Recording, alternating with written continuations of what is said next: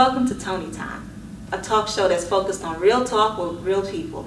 And I'm your host, Toni Morris. So let's get started. As we approach the November election, we're hearing a lot of things going on in the media about congresspeople, about a president. We're seeing a lot of negativity that's going on. And what I want to do is I want us to have a real conversation with our elected officials. So today, I have as our guest an awesome congressman, Congressman David Price, who is a representative of our state. So let's get to meet David Price up close and personal.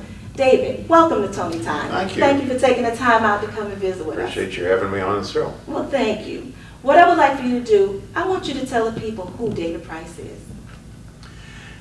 Well, I have been in politics for the last over 20 years, but that's not my whole story. I grew up in a small town in East Tennessee, came across the mountains to Mars Hill College and UNC. I was there at the heart of at the height of the civil rights movement, the sit-ins, the political changes of that time shaped me as a young man. I think I'd never have the same outlook on politics and religion or lots of other things after that experience, just like a lot of people in my generation. And that's what sparked my interest in politics, although I never thought I would ever run for Congress. Okay. In fact, I prepared for a teaching career. I went on with a PhD in political science, came back to North Carolina to teach at Duke University, and then began working with candidates that I believed in, and eventually Jim Hunt asked me to come and run the state Democratic Party, and I gradually got drawn into politics and decided finally that I would run myself, and I did that in the 4th Congressional District over 20 years ago. The 4th District is a moving target, as people who follow these things know. It has historically been triangle-centered. It right now involves 4 counties, all of Durham and Orange, about half of Wake, and about a third of Chatham, right there in the triangle area. But the Republican General Assembly, as everybody knows, has drawn a very controversial election map designed to increase their advantage in both Congress and in the General Assembly. So the 4th District has been taken from being the most compact in the state to being the least compact. And it now is going to go over 7 counties. They're splitting all of those counties. So the district's going to go from Burlington all the way to Fayetteville, Arnett County in between. And but it still has a lot of territory in Raleigh and the Triangle area. So we're busy getting acquainted with the new parts of the district, the parts I haven't represented, and that's why I'm especially glad to be on your show, because I know about your leadership down here and the kind of special interest Fayetteville, Cumberland County take in politics. There's a distinct set of issues, and of course a very active community that we need to engage with, and I've been doing that the best I can. We're kind of spread over 7 counties, but we're getting around and looking forward to an election season, as you said earlier, that lets us really not just take pot shots at each other, but really lets us discuss the future of our community, the future of our country. That's what politics is supposed to be about, and I hope we can insist on that kind of campaign. Okay, great. Can you tell me a little bit about your family? Yes. Married my wife Lisa, who grew up in the Washington, D.C. area, and we were married when I was in graduate school, and she's a social worker. She politically comes from a family of New Deal Democrats. Her folks were, and I if you knew I grew up in East Tennessee, you know my background wasn't quite the same as that.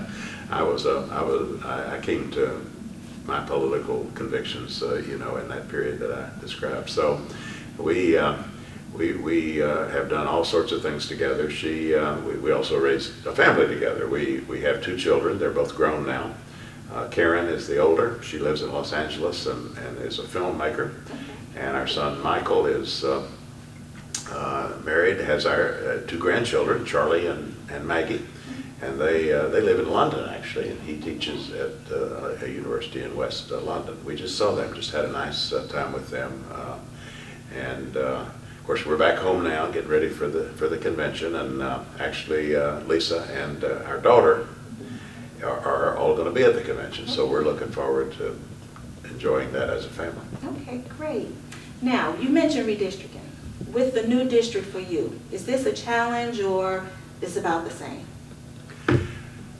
Well, it's a challenge. Anytime new territory is being brought on, it's a challenge. This is a district that I'm confident that I can represent well, but that doesn't happen automatically. You really have to work at it, and you need the help of a lot of people. Unfortunately, Fayetteville, Cumberland County have been very welcoming to me over these last months. As you well know, we've been at it a year now, since it became clear what the legislature was likely to do with the district. So it's territory that I am comfortable with, and actually I've done a lot of work with Fort Bragg, with the community colleges, a lot of things up till now because I'm an appropriations committee member. The appropriations committee deals statewide with lots of things. So I've worked especially on military construction and education issues in ways that we can pick right up on. But it's different to actually directly represent the community. So we'll have an office in Fayetteville. We will be here a lot and try to be present in the community. And it's a challenge, but it's a challenge that I look forward to. I did this in Durham 10 years ago. We had Durham County added to our congressional district, and that was an even bigger change than this is. So I do know what it's like to welcome a new community and to try to make sure that I'm on the same wavelength as the folks who live there, and that's exactly what we're doing in this area right now. Okay. So what is it specifically that you want people to know about you? Well, I, of course, want people to know about my personal history, the kind of thing you're bringing out, the sorts of things that brought me into public life, and the kind of issues that have motivated me ever since I was a young man, and the issues of education and social justice, the idea of breaking the barriers of discrimination and opening up opportunities for all of our people. Those things are core values with me. A lot of that comes from my experience as a young man with all the political change of that time, but it goes deeper than that in terms of my family. My mother was a high school teacher all her life. My dad was a principal.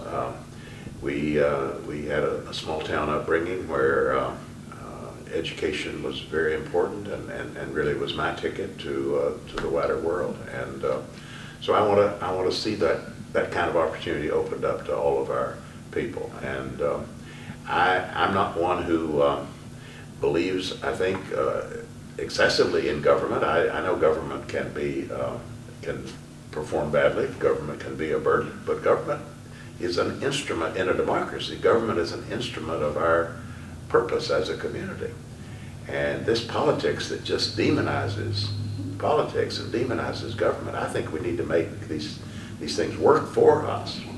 And that's why in the Triangle area, which I have represented, we put so much stock in public education and community college training and good roads and building a transit system and doing research that spins off into small businesses and nurturing innovation and entrepreneurs.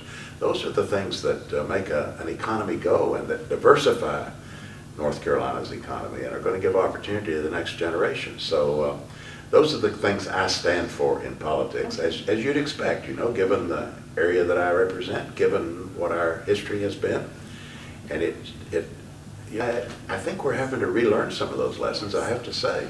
The politics in Washington and in Raleigh these days is very polarized, and it's like there are a lot of folks who just don't understand. For example, the value of public education. In fact, they're damaging public education.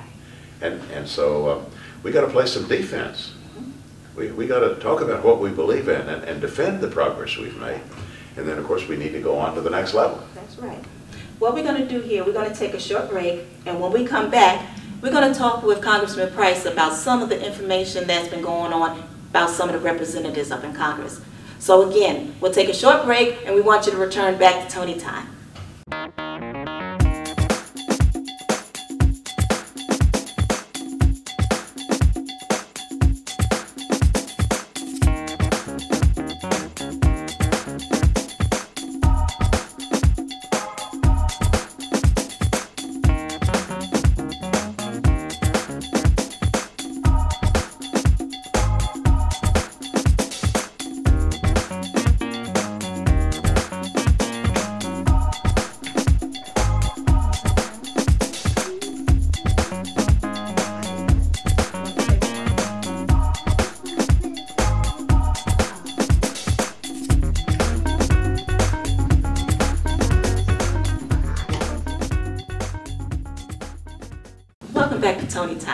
having a conversation with an awesome Congressman, David Price. Before the break, we was going to talk about some of the members of Congress. So what I want to know from you is, in recent news, we've heard one of the senators, Akins, talked about legitimate rape. What do you think about that? Well, I just scratched my head about that. What's legitimate rape? Right. I don't think he's explained that very well. The fellow we're talking about, of course, is Todd Akin. He's a House member right now and wants to be a senator. And I think with this controversy, it's considerably less likely that he's going to be a senator, which suits me just fine. He's way out there on the far right extreme. But he had this strange theory about how when a woman was raped, her body fought back and she wouldn't get pregnant, which is just nonsense. It's been out there in the right wing for a long time. There was a incident here in North Carolina a few years ago when a General Assembly member expressed a similar view. But there's also this business of rape. Some people saying, well, we have to distinguish forcible rape from other kinds of rape. I mean, what? Rape is rape. Correct. Rape is rape. And it's a horrible crime. Right. And so to use a term like legitimate rape or to imply there's something other than forcible rape, I mean, Paul Ryan is caught up in this too. Yes. He sponsored a bill that this same guy, Todd Akin, sponsored years ago that talked about forcible rape. I mean, there just needs to be, I think, a clear understanding in political circles, just like there is in the country, that rape is a horrible crime. Correct. And that it is not acceptable under any circumstances to have anything other than just the full weight of the law, Correct. Deployed against this crime. Good. And as lawmakers, we want you all to represent us. So when we hear things like that, it is a little bit disturbing to some of our viewers. So this is why I wanted to touch on that subject with you, and I like your answer. Can you tell me, when you go around in the communities, are you hearing people asking these questions?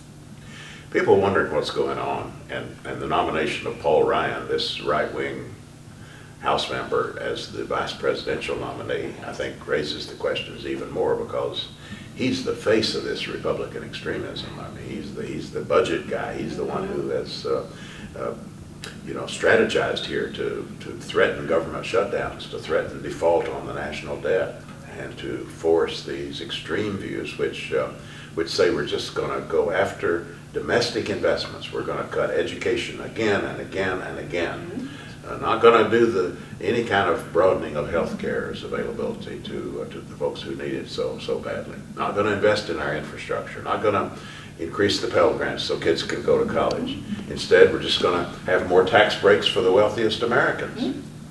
And it'd be one thing maybe if he was at least balancing the budget by doing all this, but he's not. He's not. His budget doesn't balance. He's just doing it to give more tax breaks to the wealthy. And then the thing that really has people's attention, I think, is Medicare, which, after all, people have paid into. Our senior citizens have gone from being the most deprived of good health care to being the most secure in health care because of Medicare. I mean, that's a wonderful achievement of our country, and our party did lead in that back in the 60s. Paul Ryan wants to privatize and voucherize Medicare and say to the senior citizens, you go on the open market, do the best you can, we'll give you a voucher to help with it, but by the way, you're going to eat the cost, the difference between that voucher and what the insurance companies charge. And we're going to save money for the government that way. Maybe you will, maybe you won't. There's no question senior citizens are going to eat additional costs. The more people understand that, the more people, I think, wonder about Mitt Romney choosing Paul Ryan and wonder about what this new Republican Party stands for. Right. Now, in Congress, have you had any close contact with Paul Ryan? I know other Republicans a lot better than I know him. Okay. We know each other. We're cordial. He's a pleasant fellow. But we do disagree very strongly on the issues, and I've observed him in action, so I know what I'm talking about when I say Paul is the face of this new Republican extremism. Outstanding. We want to thank Congressman Price for taking time out of his busy day to come and spend time on Tony Time. Thank you, Congressman Price, so much. We really appreciate it. Thanks. It's great to be with you. All right. Thank you.